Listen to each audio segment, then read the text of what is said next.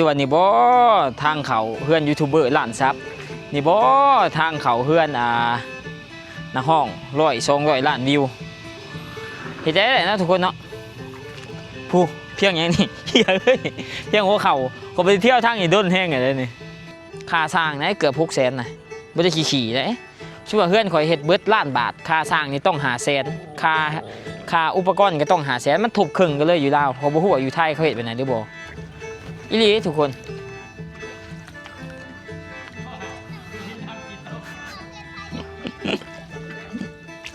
ผมมายังเบิ่งว่ามันสิสูงสำใดหลายคนกะสิมายามบ้านข่อยก็จมมาจากไฮมานะเขาสิว่านี่บ่ทางเขาเพื่อนยูทูบเบอร์ล้านซับนี่บ่ทางเขาเพื่อนห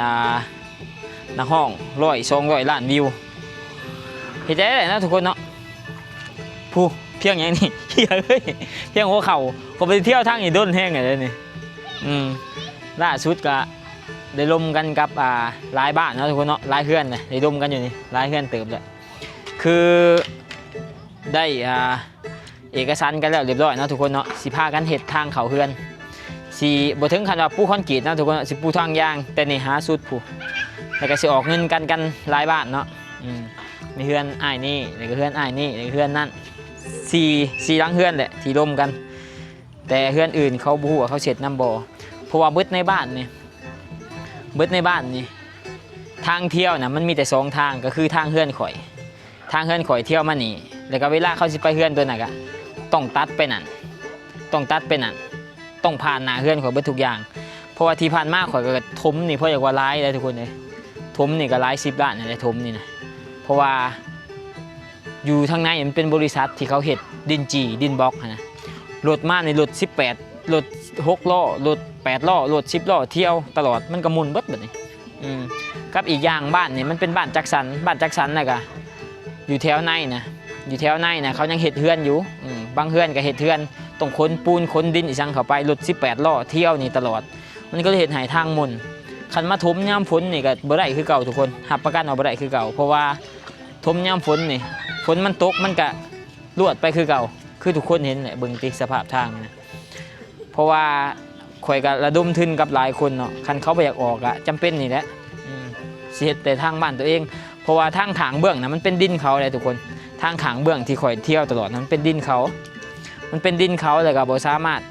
เที่ยวได้เพราะว่าเขาสิเฮ็ดอะไรเด้เขาสิเฮ็ดทั่วอ้อมเบิดเลยเพราะว่าเบิดทุกคนในบ้านนี่ก็ต้องได้มาเที่ยวทางนี่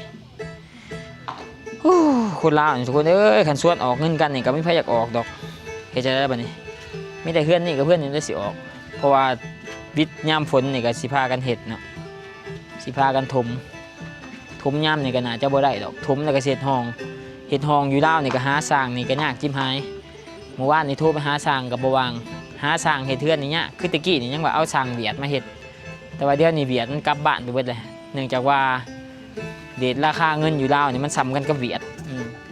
ตะกี้นี่โอ้ยเฮ็ดเทือนนี่สบายทุกคนเลยเอาคนเวียดนามมาเฮ็ดให้แล้วเรียบร้อยง่ายจิ้มหายคนเวียดเฮ็ดนี่ดุกว่าคนลาวอีกบ่แม่นตังเว้ามันเฮ็ดง่ายตะกี้เวียดนามเขาเฮ็ดให้แป๊บเดียวแล้วเนื่องจากว่าตะกี้เรทเงินเวียดนามนะล้านกีบมันถืออยู่200,000 ดง300,000 ดงมันถืออยู่ล้านกีบ300,000 กีบมันถืออยู่ล้านดงคือตะกี้คนเวียดเขาก็โอ้ยนิยมมาเฮ็ดเวียกอยู่ลาวหลายแต่ว่าเดี๋ยวนี้มันซ้ำกันล้านดงเท่ากับล้านกีบคนเวียดเขาก็กลับบ้านเบิดละมานี่ก็มันบ่มีสร้างอยู่ลาวนี่ขาดสร้างเฮ็ดเทือนหลายคนขาดนะทุกคนเนาะเพราะว่าทางเที่ยวนี่เบิดทุกคนในบ้านนี่จะเที่ยวทางเพื่อนข่อยผู้เดียวเนาะคือว่าเที่ยวทางข่อยแนวใดเพราะว่าตัวนี้มันเป็นซอยเฮือนเห็นบ่ทุกคนนี่มันเป็นซอยคันสิไปเฮือนหลังนั่น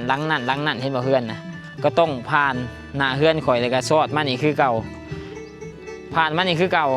ชั่วโมงคันข่อยบ่เฮ็ดทุกคนก็สิบ่ได้เที่ยวเนื่องจากว่าคนส่วนหลายเขาไปเที่ยวทางนี้เห็นบ่นี่เขาไปเที่ยวอีกทางนึงคนส่วนหลายนะเขาก็เลยคิดว่าโอ๊ยกูบ่ออกเงินกับมึงก็ได้ไปอย่างหน่อยกูก็มีทางเที่ยวอยู่เห็นบ่นี่เขาจะเที่ยวทางนี่เที่ยวทางตัวนี้อีกบ่โดนเนาะเจ้าของดินข่อยได้ยินข่าวเจ้าของดินเขาสิมาเฮ็ดหัวอ้อมเบิดเลยเขาเฮ็ดหัวอ้อมเบิด ทุกคนในบ้านนี่ต้องเดินมาเที่ยวผ่านหน้าบ้านข่อยคือเก่า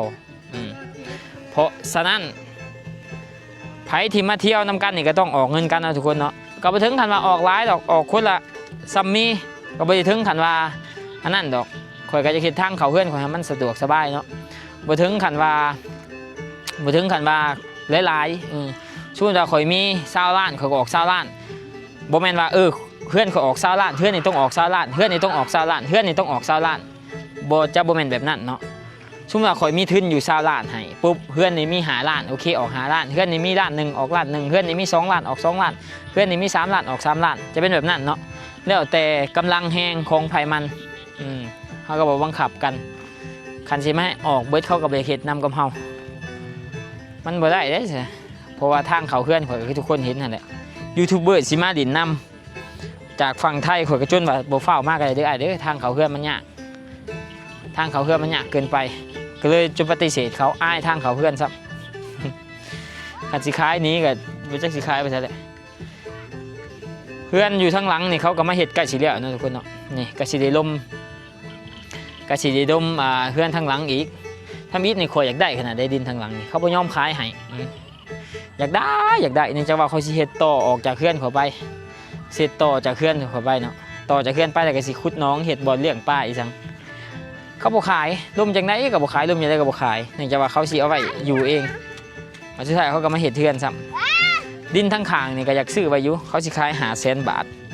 แต่ว่าบ่ฮู้เจ้าของเขาคันเจ้าของดินที่อยู่ข้างเฮือนข่อยเบิ่งคลิปนี่ก็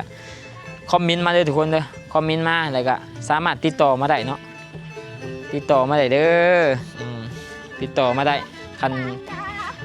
นเจ้าของดินข้างเฮือนข่อยนะเขาจะขายดินอีสังกะข่อยบ่มีเบอร์ติดต่อมาได้เนาะตะกี้เขาก็ติดป้ายไว้อยู่ติดป้ายไว้ก็เขาเอาป้ายออกบ่ฮู้ว่าเขาขายอะไรหรือบ่หรือว่าจังไดเฮือนหลังนี่ก็กำลังเขากำลังเห็ดแปลกไปเฮือนหลังนี่เพราะว่าเขาเห็ดเขาตัดหลังคาก่อนตัดหลังคาก่อนปกติเฮือนอยู่ลาวเวลาเห็ดนี่เขาจะก่อก่อนแล้วก็ตัดหลังคาตามหลังแต่ว่าเฮือนหลังนี่เขาเห็ดตัดหลังคาก่อนถือว่าสลัดเพราะว่ายามฝนเด้เขาเจ้าบ่ตัดหลังคาก่อนเจ้าก็เปียกหมดแล้วดินนี่คนมาอยู่เริ่มหลายทุกคนข่อยมาเป็นคนเพราะอย่างว่าคนมาเห็ดเฮือนบ่แม่นคนทำอิฐดอกมันมีหลายเฮือนอยู่เขามาเห็ดประมาณหลังที่2หลังที่3แต่ว่าเฮือนข่อยนั้นได้ขึ้นก่อนหมู่แถวนี้นะเฮือนข่อยได้ขึ้นเฮือนก่อนหมู่เนาะเพราะว่าตอนนั้นก็ได้ไปคอนเสิร์ตอเมริกาได้เงินมาทุ่มเห็ดเฮือนทำในอยู่ไทยนี่ทุกคนคิดว่าทุกคนคิดว่าเบิดสำไหนคันอยู่ไทยเห็ดนี่นะซ้ำเพื่อนคนนี้ประมาณ4-5 แสนบาทแล้วคันอยู่ไทยเห็ดไหนอยู่ลาวทุกคนฮู้บอกว่าเพื่อนข่อยเห็ดเบิดเท่าใดให้ทุกคนเดาลองเดามาเบิ่งคิดว่าเพื่อนข่อยเห็ดเบิดเท่าใดข่อยเห็ดเบิดอยู่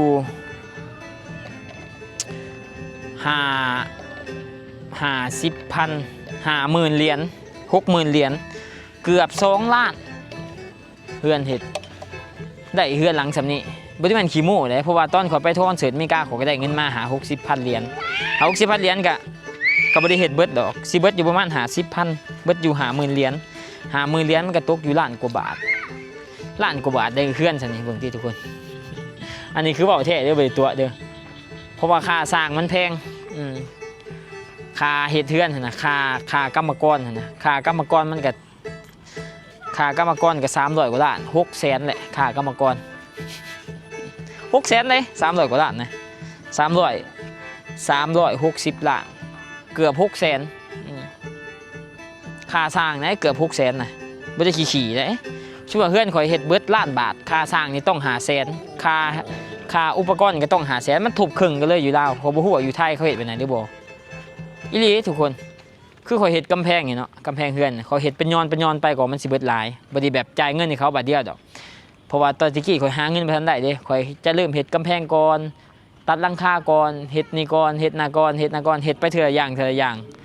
รวมๆไปแล้วก็ตกอยู่ล้านกว่าบาทคือข่อยเฮ็ดกำแพงนี่เบิด80 ล้านมันก็ตกอยู่160 ล้าน70 ล้าน100,000น่าจะตกอยู่ประมาณ130,000 บาทบัตรค่าสร้างนะ36 ล้านกีบ ค่าสร้างนะค่าสร้าง60,000 บาทค่าสร้าง60,000ค่าเฮ็ดกำแพงกะ120,000เนาะ120,000 130,000ซ้ำกันค่าสร้างกับค่าเฮ็ดกำแพงซ้ำกันเลยอยู่ลาวนี่มันแพงกับค่าสร้างเห็นว่ามันหาสร้างยากไผเป็นสร้างอยู่ลาวนี่มันรวยอย่างเดียวนะขนาดคอยหาคนมาเฮ็ดหน้ากำแพงนี่ก็ยังมีคนเฮ็ดสำหรับไผเป็นสร้างอยู่ลาวหรือว่าอยู่ปากเซเนาะคันอยากมาเฮ็ดสมแป้งเพื่อนข่อยก็มาได้เด้อทุกคนติดต่อมาได้เด้อสิเริ่มเฮ็ดย่ำๆแรงนี่แหละเบ๊ะมานี่แหละเฮือนล้านกว่าบาทเอาเจาะอยู่เฮ็ดกับบ่ตามแบบซ้ำเป็นตะขี้เดียดซ้ำเพื่อนกันเลยเอาเบ๊ะไปใส่เลยเบ๊ะไปใส่เดี๋ยวฉันมาจูบน้ำกับทุกคนมาเนี่ยเอาเบ๊ะไปใส่ตาโอเคเบ๊ะไปใส่เอิญมากุ้งน้ำกระถ่วมอีกนี่ไม่ได้เมื่อกี้นี่กระจูบไปแล้วใครเนี่ยเพราะว่าเขาจูบแล้วเมื่อกี้นี่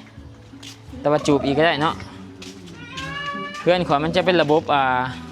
เพื่อนว่าระบบถ่ายเทสะดวกบ่มีเพื่อนได้มีหรอกอยู่ในลาวอยู่ว่าอยู่ในไทยนี่เพื่อนว่าระบบน้ำแบบคักนะได้นี่จะติดตลอดเนาะได้นี่ก็ยากเนี่ยต้องหาเซ็นเซอร์มันให้ได้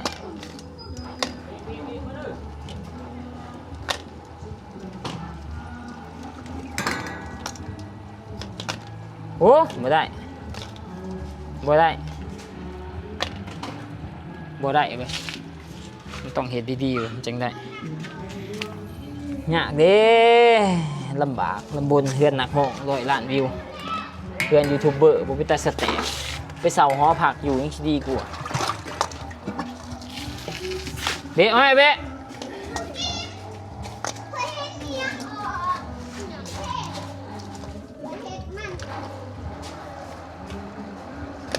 โอ้ยหาเซ็นเซอร์อย่างก็ยากจิ้มหาย